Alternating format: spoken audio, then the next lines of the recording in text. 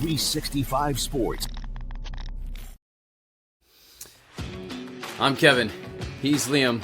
We are happy to present 365 Sports Indiana as part of the 365 Sports Network. Welcome back. This episode, we will discuss the outside free agents we think the Colts should target. We will identify the positions of need, rank them, and list the players the Colts should go after in the open market as we go all in. Yes, you can follow us on TikTok and Instagram at 365 Sports Indiana, and don't forget to like and subscribe on YouTube or wherever you get your podcasts.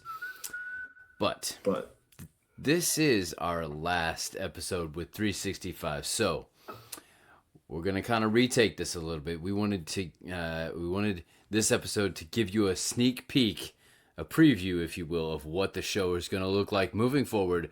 So let's run it from the top again. New intro. Here we go. This is All Indiana Sports. All right, so here you go. There's so many free agents here, right? Yes, so many yes. options on the open market. But my question to you is, do you think anything will really change with the new owners, or is an Irsay no matter what, and they're not going to do a whole lot? Well, I would love to say that something would change, but you look at the entire season as a whole, it doesn't look like anything changed. They went out and got someone in Sauce Gardner, but that could have been Chris's call. Like, maybe it wasn't the Irsay's call. So from what I know, from what I'm seeing right now, an Irsay seems just to be an Irsay. Well, that is a little scary and maybe a little unfortunate, but I'm Kevin. He's Liam. We are so excited to present to you All Indiana Sports. Welcome back. This episode, we will discuss the outside free agents we think the Colts should target. We will also identify the positions of need, rank them, and list the players that the Colts should go after in the open market as well as we go all in. Yes, you can follow us on TikTok and Instagram at All Indiana Sports, and make sure to subscribe and like on YouTube or wherever you get your podcasts. Before we jump into it, I don't know if you saw this, but there was an announcement this week of a new salary cap. Yes, big jump up here. Over $30 million per team is projected over last year. Which is crazy to me. I honestly wish that it would have changed later, just because this means that the Colts are going to sign people that we probably don't want them to sign. But this also may mean that the bigger players get paid a lot more as well. Contracts moved around, expanded to fit, the guys with the higher price tag. Be like, oh, the salary cap's more. You can pay me more now. Right. And for the Colts, does this impact the Michael Pittman Jr. thing, an issue that we talked about last week? Can they now afford to keep him and re-sign Pierce, Nick Cross, those kinds of people, and still go out and get somebody fresh and new? And I think this kind of helps out the whole Michael Pittman situation. Both of us think that Michael Pittman should be gone.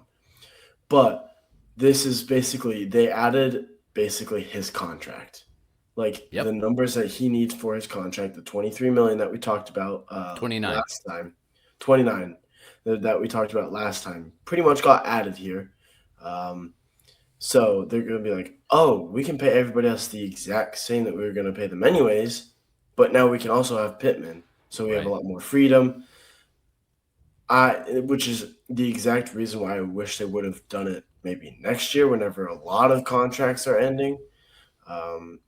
But just happened this year. It helps a lot of other teams around the league, though, with bigger contracts struggling. I'm pretty sure the Eagles have a couple big ones coming up.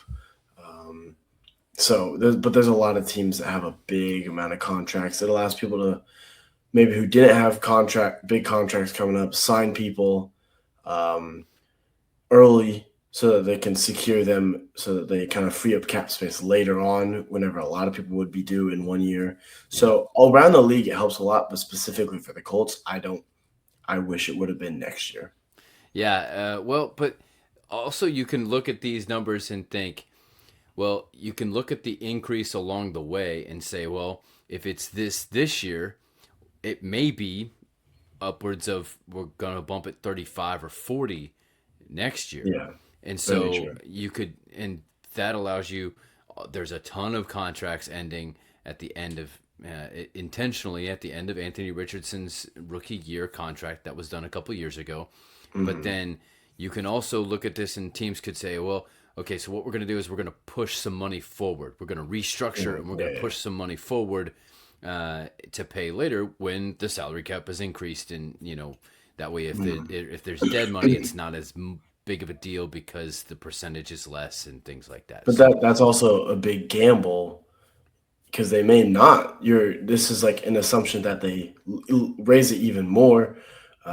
Now, if you look at this chart here, they've raised it more by a lot each year. yep, But this being the first time over 300 million, now you could have said that about 200 million as well. But this being the first one um, in over 300 million is kind of like, okay, what's the idea here? Are we actually going to keep pushing it, or is this kind of where we stop? I'd imagine that they kind of just keep pushing. So I think it's a safe bet that they would, but at the end of the day, you don't know, so it's a gamble regardless. right, yeah, you would see the tendency of the chart to be going up, Mm, but you never know what might be around the corner, especially with the rise of you're kind of within 2 years of flag football being in the yeah, Olympics very and the true. rise of that and the growth of that, and even the NFL kind of being at the forefront of that with the Pro Bowl and everything like that coming up, and where they're taking flag football. Does that take over anything? Does it Right. does it actually make cracks a little bit in the NFL financial structure to allow other sports to come in? We Mm, don't know, yeah, but exactly. as you would look at it, just you would say, well, it's going to increase by more, and so let's push things Yeah, forward. right. So we would assume that it would increase a bit. Yeah. All right. Well, let's take a look now at let's identify the positions that are needed for the Colts. So identify the Mm. needs. What, in your mind, you don't have to rank them. We'll rank them in a second. But what are some needs that you think the Colts have positionally? I think a big one. I think one of the biggest ones is quarterback. With Daniel Jones going down with an Achilles injury, you brought in a grandpa. You don't know what's going on with Riley Leonard. He showed some good stuff in that last game against Houston, but Houston didn't have much to play for. In all honesty, they were already in the playoffs. But then again, first and only team to score above 30 points on Houston, Yep.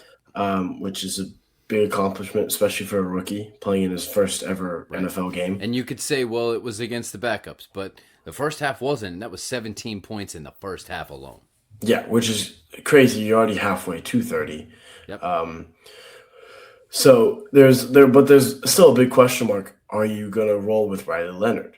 Because you got to think you still have a team after injuries and all that. You still have a team that can go out and win it now. We saw that at the beginning of the season. Yes, they weren't playing as good of teams, but they still competed in the later games after Daniel Jones was injured. So you got to think, okay, is Riley the guy? Can he go coach, not coach? Can he go command this team and get it done, or do you go out and get someone in free agency? I think you need a veteran no matter what, whether he's starting or just a backup for Riley. You need a vet in there at some point, especially which we'll talk about in a bit. The Daniel Jones situation is still up in the air. Yep. Very much so. So quarterback is a really, really big one. I think wide receiver room. I think since we don't want to sign Pittman, I would love to go out and get a different vet. Because in all honesty, Pittman isn't really that old himself either. Right. He's not on the younger side. I would but differ from you, and I would say that I would rather see them draft wide receiver and draft a replacement. In particular, a soft place in my heart for one Mr. Elijah Surratt, but that's a different podcast, a different time in a draft. So I hear you on the wide receiver, but I would say draft a guy rather than replace a vet with a vet, in my opinion. I'm going to say, and this is very Chris Ballard of me, O-line depth. I In thought particular, you were gonna say defensive line. Well, that's on my list too. O-line, I mean, but that's a different issue. O-line, particularly, I'm going to say right guard. I think I mentioned before last podcast that move Gonzalez to his natural right tackle position. You've got two solid tackles, but you need to find your Will Fries. You let him get away. Yeah. You need to find your right guard. And I don't know if there is a solution out there in free agency or if you find it in the draft. My hesitation here is I think that the Colts will probably not do this and they'll just re-sign Braden Smith simply because they like people and they know their people, and Braden Smith had all the struggles off the field 2 years ago, and they're going to bring him back just because of that. I think he's past his prime, past his time, but I know how the Colts roll. But I also have defensive line because there's so many edges on the Colts with Tyquan and Sampson and Quiddy, who are all at the end. Yeah. Right? Those three are all at the end, and so now you got to figure out what's happening exactly with the edge situation. Not to mention that you don't know exactly what Buckner is coming back with after his neck and all the things that happened toward the end of the season this year. So lots of different things up in the air in the D line. So I think you got to bolster that definitely in free agency. Yeah, I personally, and my last need I think is linebacker. I would love to go out and get someone in linebacker. We have Joe Bocci, Chris Pratt. Sorry, not Chris Pratt. That is an actor. That's Jermaine Pratt. Nope. Yes, there you go. I don't know why I said Chris Pratt. Yeah, Star-Lord. But Zaire, Carlisle, we have these people, right? But I don't like Franklin. And while, yes, we don't really like him, because we've talked about it on this podcast before that we just don't care for Zaire. We think we need him to get. And it's funny that we say that because, a couple of years, like the last 2-3 years, we've been more than happy to sing his praises and count his tackles and everything. And then we come to find out that maybe it was just the fact that the defense was on the field so much and it wasn't actually that great. Yeah. But I would love to go out and get someone instead of Zaire. Obviously, I don't think he's leaving this year, but whenever his contract is up, I feel like it's good to get a guy to be like, hey, you're kind of here until he leaves, learn the system. Some competition chopping at his heels. Maybe like a younger type of guy as well, because Zaire's on the older side, just to kind of bolster that youthness. And since Zaire's there, you can learn under Zaire. And I'm all about the way that I like my teams are learning under people.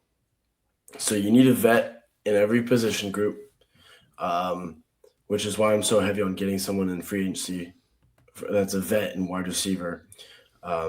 You take a look at the Packers. Brett Favre taught Aaron Rodgers, and then Aaron Rodgers was who he was. And then Jordan Love, no matter what people say, I still think he's a pretty good quarterback, but he learned under Aaron Rodgers. I think that system of learning under people for a couple of years is really, really good. I think that's how you develop the most consistent talent. Maybe not the greatest, because you're not going to find that, Tom Brady 6th round draft pick.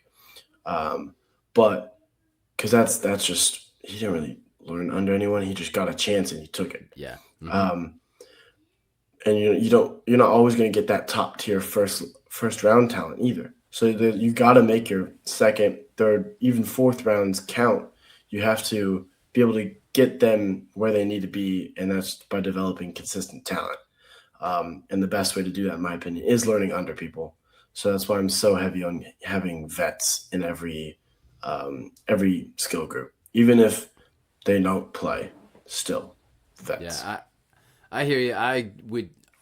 My only hesitation on the linebacker is simply because I think there's a lot of young talent there.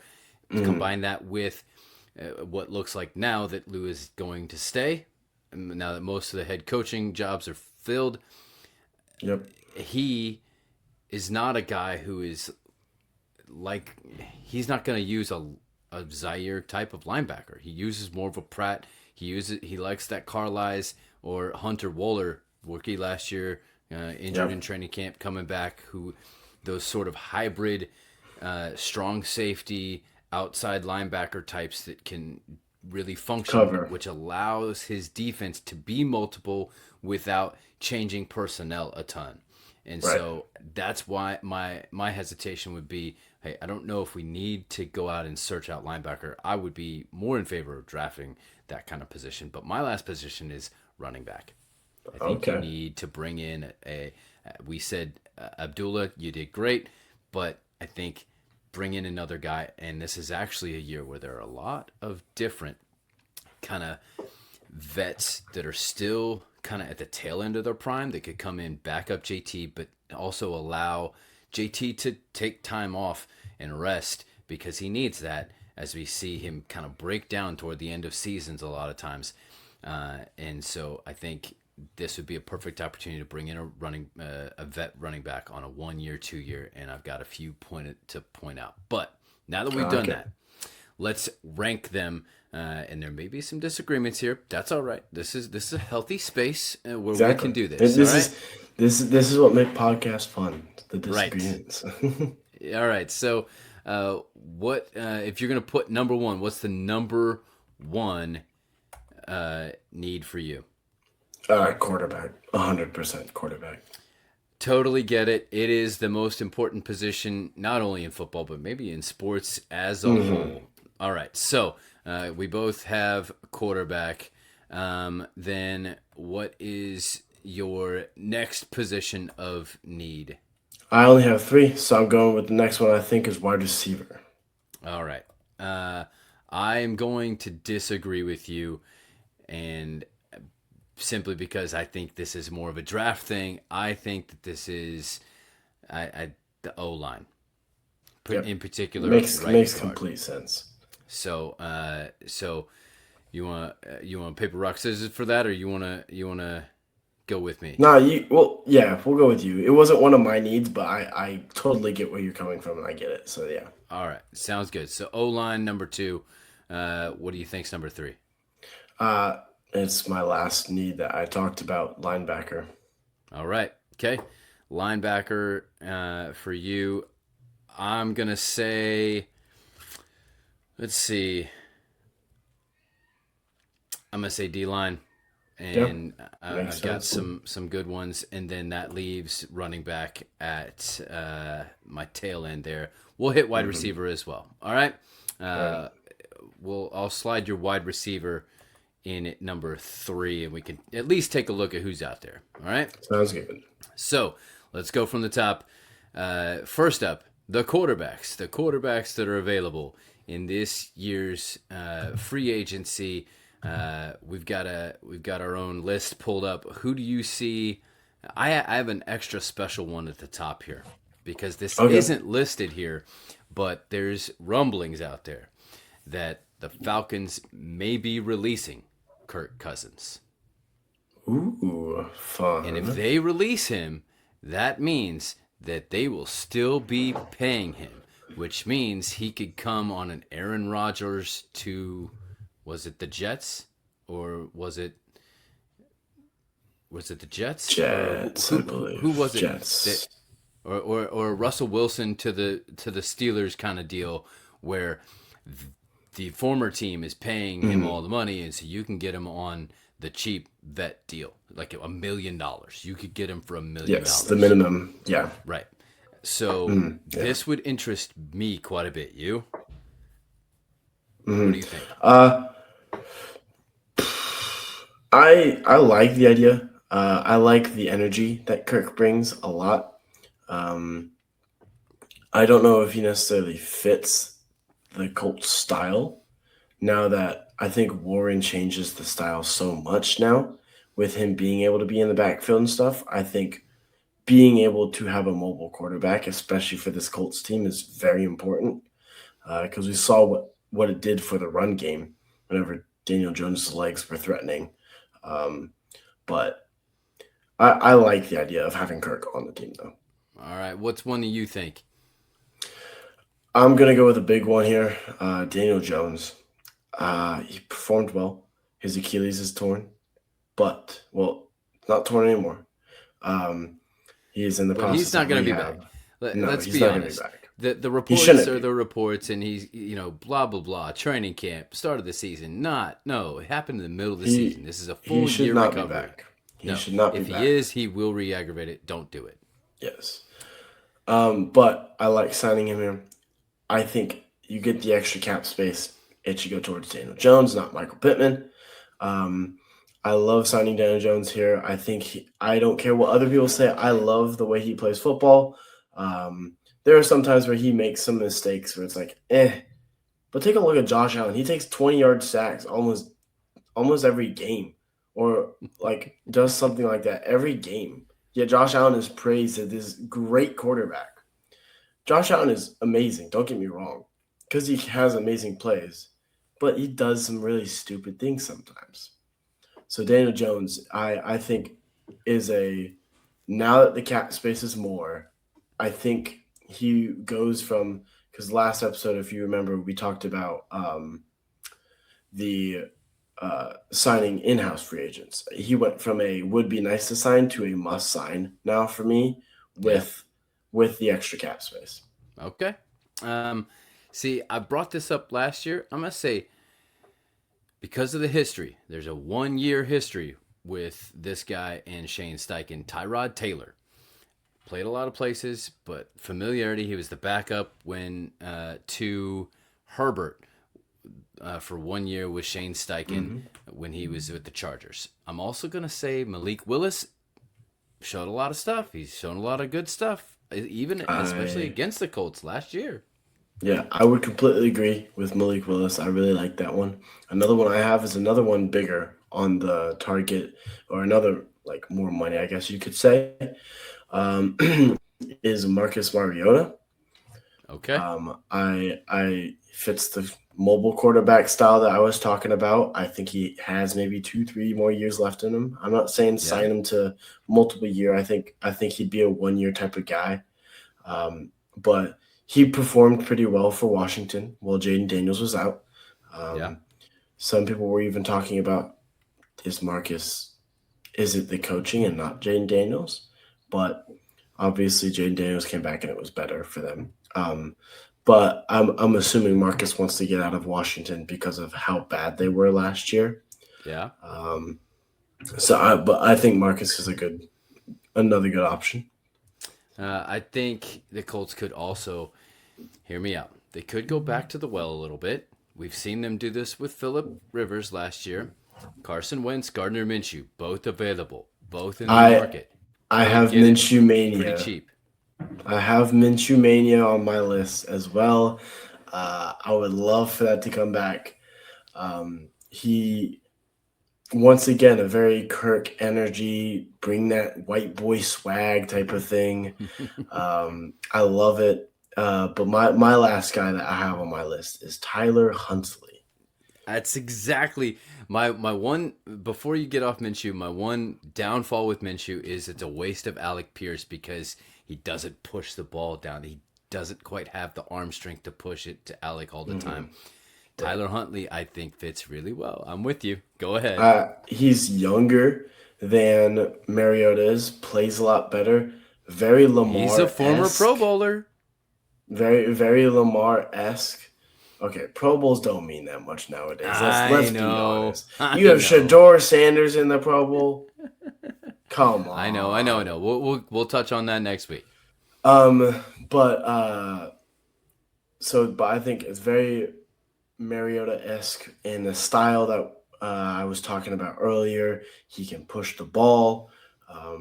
He backed up for Lamar. Uh, there was one week where Lamar was out. I didn't realize it, and I'm like, did Lamar change his number? No clue it was a different guy. I really like the way Huntley plays. I've heard he's a very coachable person as well. And correct me if I'm wrong. He's almost 28, so he's got years on him still. As a Yeah. quarterback, normally you play until your mid 30s, especially like that's on the lower side of quarterbacks. But considering he's a mobile quarterback, they just play less for less time.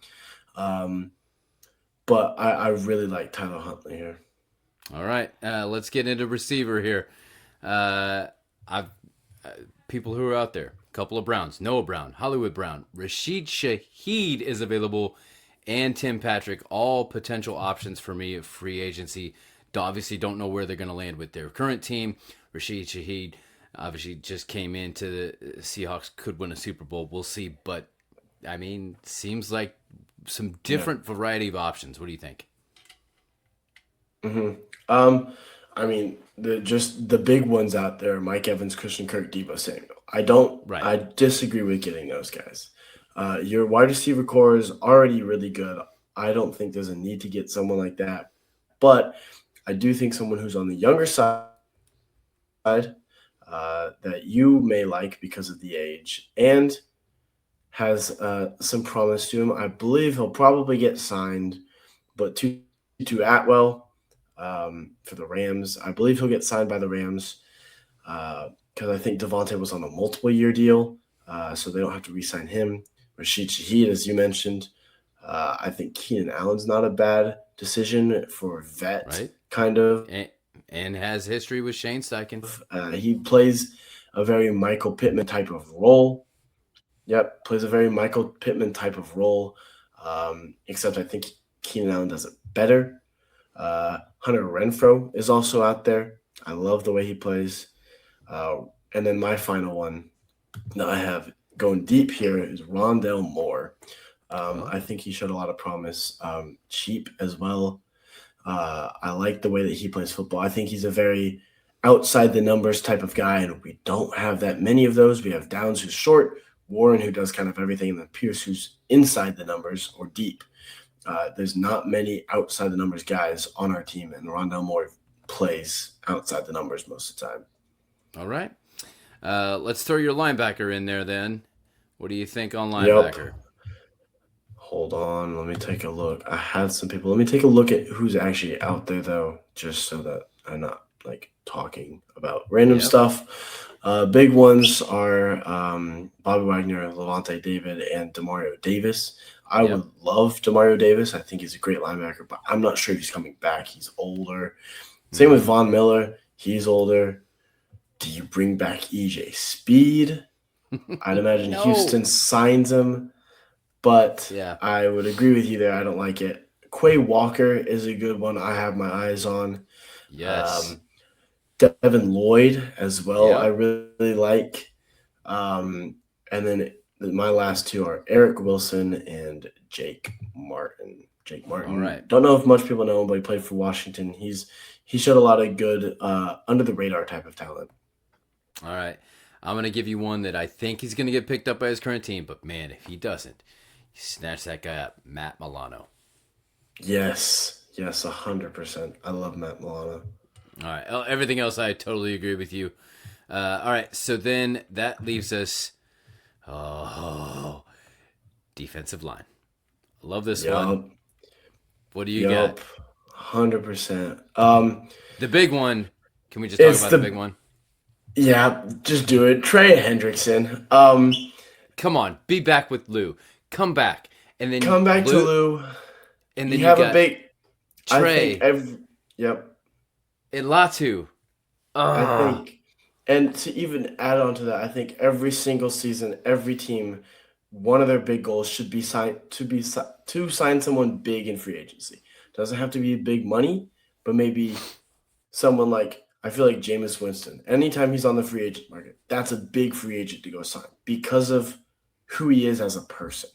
Not necessarily a player. He's a great player. I love the way Jameis Winston plays football. He's so much fun to watch. He'll throw the ball 400 yards, 4 touchdowns, but 5 interceptions. It's so fun. But Yeah. Trey Hendrickson needs to be your big signing this offseason. Your defense is just so makes sense. complete with him. Your edge is you have Latu, who's a younger guy. Why wouldn't you want Latu to learn under Trey? Lou's already here. You have the extra cap space now. Bring in Trey Hendrickson. You don't have too many big free agents to sign. You have a couple that we talked about. But in what we talked about, there's kind of a decent amount of cap room to go out and sign someone big. I think Trey Hendrickson is someone you need to sign. I couldn't agree more. We said this. Didn't we say this last season? We did. Huh. We did. Interesting. Okay, so I've got a couple divisional rivals. Danico Autry, Arden Key. Yep. Okay. Both those guys from I think the Titans in Houston. Mm-hmm. Other than that, Sheldon Rankins. Yeah. A little deep cut Levi. I'm gonna try to get this. Onwuzurike. Okay. And then Jalen Phillips are all on my list. That's not just edges, that's defensive tackles, as I mentioned, because we don't exactly know what's happening with Buck. Mm-hmm. I don't have many. Because I think you should sign Hendrickson. I don't have many other edges other than Joey Bosa, but I have a feeling the Bills may sign him back. I don't even know if he's worth pretty it. Pretty decent honestly. year this past. That as well. I think his last name carries a lot of the weight for the money. Honestly, right. I'm looking at like the D tackles here. I don't really see anyone that sparks my eye that much. Yeah. So yeah. That leaves us with my last position, and that would be running back. And yes, one of my favorite positions in football. I know. Yes. So first one that jumps out to me, Kenneth Gainwell, because he was with Shane Steichen in Philly, and so you already have that relationship. He's a little bit of a deeper cut. We saw him be successful in Pittsburgh as well. I think you can bring him in. He's a really good complement. He's not the same type of runner, but he still runs with the same kind of intensity as Jonathan Taylor. And then it gives DJ Giddens a chance to continue to blossom and flourish underneath those two. Yeah. And I'm looking at this list, and I see so many people that I'm like, yeah, these are free agents, but they're getting signed by their team 100%. Okay. Yeah. Travis Etienne is getting signed. Javonte Williams is probably getting signed. Rico Dowdle's going back to Carolina. Yep. Breece Hall is staying in New York. Kenneth Walker is staying in Seattle. J.K. Dobbins is staying in Denver. Like, just this list of everybody staying here. So you got to go deeper here. Wait. Hold up with the J.K. Dobbins, because they had Harvey come on strong, and I think J.K. Dobbins could be a potential signing after his 1-year deal with the Broncos. I He's think on it my could, but potential list.